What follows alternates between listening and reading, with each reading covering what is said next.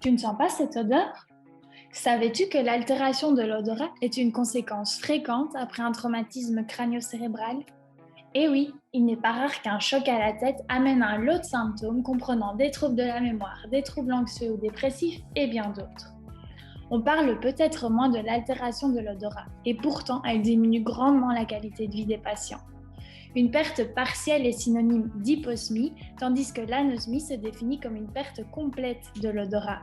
Une altération de la perception en présence d'une odeur est la parosmie, et lorsqu'une personne sent une odeur alors qu'en fait il n'y en a pas, on parlera de phantosmie.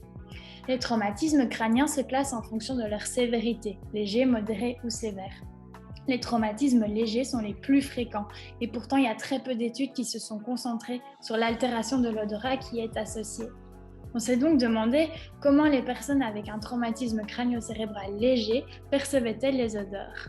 Puis on a regardé si l'altération de l'odorat s'améliorait, se stabilisait ou bien déclinait à travers le temps. Nous avons donc mesuré les capacités olfactives de notre échantillon à 2 reprises, 2 et 4 semaines après le traumatisme et 6 mois plus tard. En phase aiguë, les capacités olfactives ont été mesurées chez 53 patients TCC légers et 53 contrôles en santé.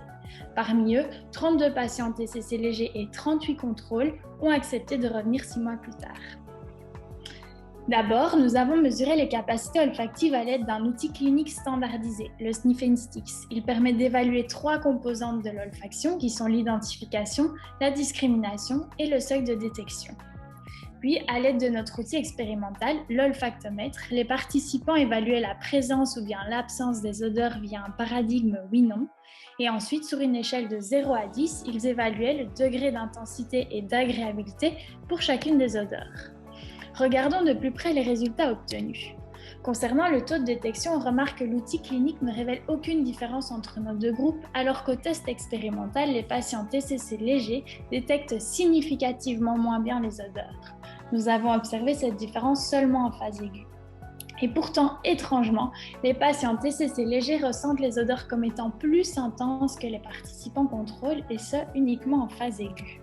Et finalement, en regardant les échelles d'agréabilité, nous remarquons que les patients TCC légers perçoivent certaines odeurs comme étant moins agréables que les participants contrôle. Encore une fois, ces résultats ne s'observent qu'en phase aiguë. En gros, ce que tu dois retenir de cette étude, c'est que les patients TCC légers ont bel et bien une perception altérée des odeurs en phase aiguë. Mais bonne nouvelle, leur odorat semble récupérer dans les 6 premiers mois après le traumatisme. Merci pour votre écoute.